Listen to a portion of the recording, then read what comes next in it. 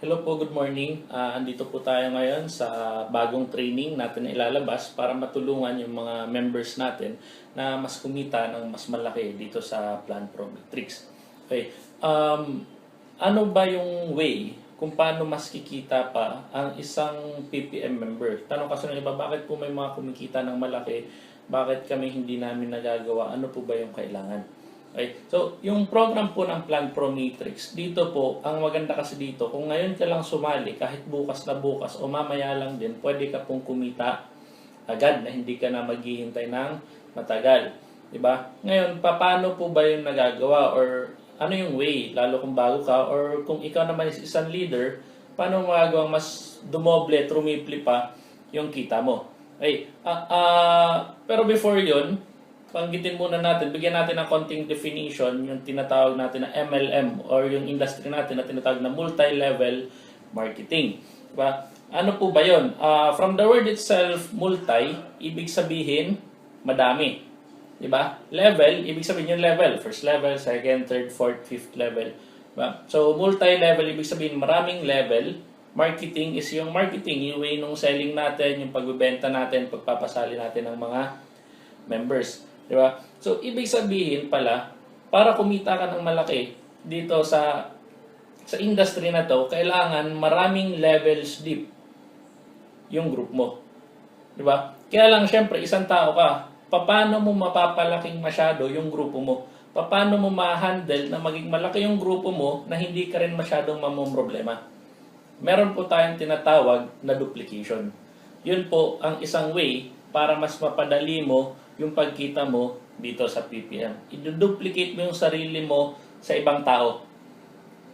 Diba? Sabi nga po ni John D. Rockefeller, diba? I would rather earn 1% of 100 people's effort than 100% of my own efforts. Why? Diba?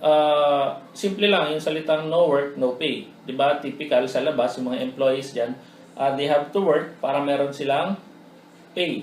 Pero kung hindi sila makapag-work, ibig sabihin wala rin silang pay. Ganon din po yung sinabi ni John, di ba? Na mas gugustuhin kong kumita ng 1% galing sa 100 tao kaysa kumita ng 100% na kita galing sa sarili ko. Bakit?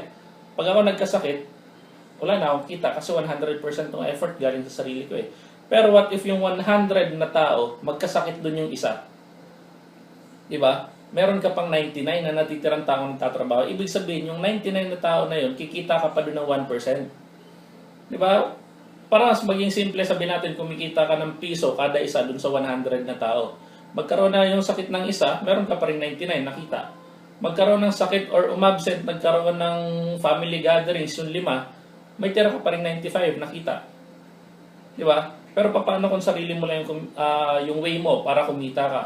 What if umalis ka, merong event, kinasal yung kapatid mo, di ba? So, yung oras na wala ka rin kita. Di ba? So, ang kailangan mo is i-duplicate yung sarili mo through other person. So, paano mo yung gagawin? Kaya po tayo nagbibuild ng group. Ang gagawin mo lang is maghanap ka ng mga directs mo. So, ang pinaka-better na way para magawa mo yung duplication is ikaw, from your first level, di ba, kukunin mo yung mga first level mo or yung mga directs mo. Diba? Ngayon, sila, yung mga directs mo, wag mo silang hahayaan lang na nakanganga. Diba? Ituro mo sa kanila paano mo ba sila napasali. Ituro mo sa kanila paano ba tumatakbo yung system. Ituro mo sa kanila paano gumagana yung loading, paano gumagana yung data entry, paano mag-refer, paano mag-post ng ad sa FB, paano gumawa ng vlog. Diba? Lahat ng way na alam mo, ituro mo rin sa kanila. Malinaw? Ngayon, syempre, sila dahil marunong na sila, kaya nilang kumuha ng tao. So, ano yung gagawin ng mga directs mo dun sa mga makukuha nilang member? Ang gagawin lang nila is turuan lang din yung mga nakuha nilang tao na gawin yung way para kung paano nila napasali yun. Yung certain na tao na yun. So, mangyayari nito, para mas maging simple, mangyayari ikaw, tuturuan mo yung sponsor mo. Ngayon siya, pag may napasali siya, ituturo niya kung ano yung itinuro mo. Pag may napasali yung second level, napasali yung third level mo, ang gagawin niya, ituturo niya kung ano yung alam niya, ituturo niya din sa baba. So, ibig sabihin, ang gagawin dito is teamwork. Okay, so sobrang ganda, sobrang laki ng teamwork. Isipin mo, wala kang ginagawa, tapos yung mga members mo, kanya-kanya silang trabaho. Bakit? Kasi marunong sila kasi tinuruan mo eh. Kesa yung ikaw lang yung may alam kung paano mo ginagawa yung sistema, ikaw lang yung alam kung paano mag-sponsor ng maraming tao, di ba? Tapos sila hindi marunong, paano kakikita ng malaki? So, ngayon, ang pinakamangyayari po is parang pay it forward siya. Ikaw, tuturuan mo yung member mo, at yung member mo, tuturuan yung member niya, at yung member ng member niya, tuturuan niya pababa hanggang tuloy-tuloy, continuous.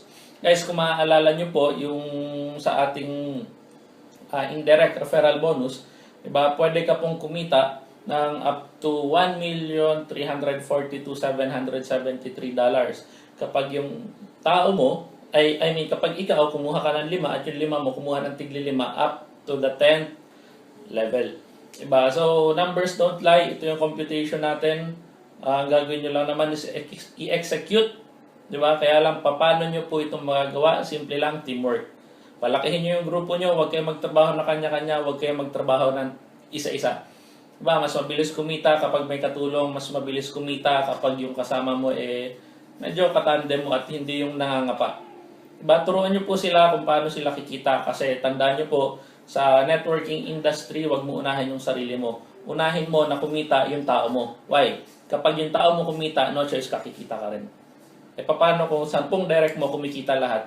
Nako po, mas kikita ka ng malaki. Okay? So, ganun lang. Hindi ko masyadong pahabain yung video. Gagawin ko lang is every video ko is short clip lang po ng bawat trainings and bawat message na gusto kong ituro sa inyo. So, yun lang, and guys, good morning.